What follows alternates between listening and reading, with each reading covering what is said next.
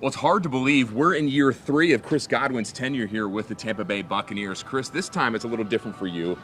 In the years past, you had Adam Humphries and Deshaun Jackson. Now it looks like you're going to be that number 2 spot in that wide receiver core. Yeah, obviously, like you said, it's a little bit different for me, but I think honestly, like the way I've approached my previous 2 years was, with the mindset of a starter. So, I mean, this whole new thing for me, it really isn't new. A lot of people are predicting you to have a, quote, breakout season, mainly because of the weapons that this offense has been missing now since Humphries and D-Jack's gone.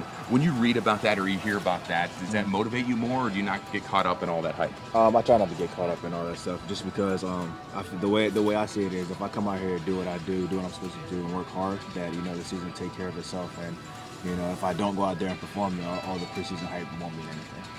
The offseason had to do a lot of workouts and probably a lot of studying tape and evaluating yourself. Was there anything that you did in the offseason that maybe you haven't done in the previous few years in the league that may have helped you entering this training camp? I don't know if there was anything like specifically that was different. I just think like one thing I'm really focused on is consistency. And when you look at the top guys across this league, they're performing at a high level on a consistent basis. So that's what I'm trying to do. I'm trying to be more consistent, learn from those around me, and just kind of keep adding to my game. In the second offensive system you've had to experience here now, your 3 years with the Bucs, how is this system different than the system last year and in the rookie year with Dirk Cutter? Yeah, obviously, like there are a lot of differences, but mainly just the terminology, just understanding, the language of the offense, and then like where the coaches need us to be. So it's been challenging, just kind of picking up on that. But I think like now that we're picking it up, we can see how potent this offense can be. And what should fans expect from this offense? A lot of big plays, man, in the run game and in the pass game. But obviously, like those are things that we kind of hit for. But I think as an offense, we should be more consistent.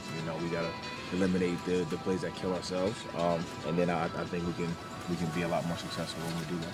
Jameis has looked very sharp in practice. Yeah. A lot of people, including Bruce Arians, has been raving about the way he's been practicing the last week or so. Mm-hmm. What have you seen in Jameis this year as opposed to years past? I don't know if there's much different, but I mean, I know now he's having a lot of fun, man. Like, and you guys know Jameis, he has a very infectious personality.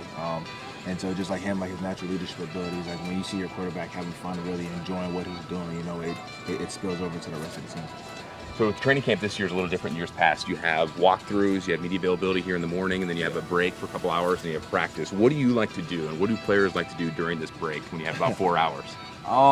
The biggest thing really is just kind of getting some recovery in. Obviously, like training camp is really long. It can be pretty taxing both mentally and physically.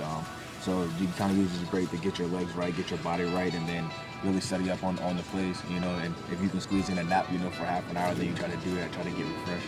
Friday, preseason opener in Pittsburgh. How excited are you to finally go against a defense not wearing your colors? Oh man, we're all really gassed up.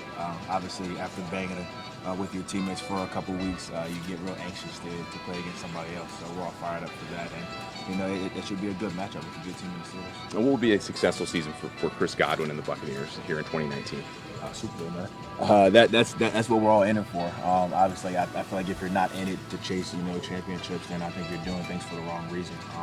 And so like that's my goal. But obviously, it's one step at a time, and we got to handle the right things now to build the foundation for a great season, and that's what we're doing.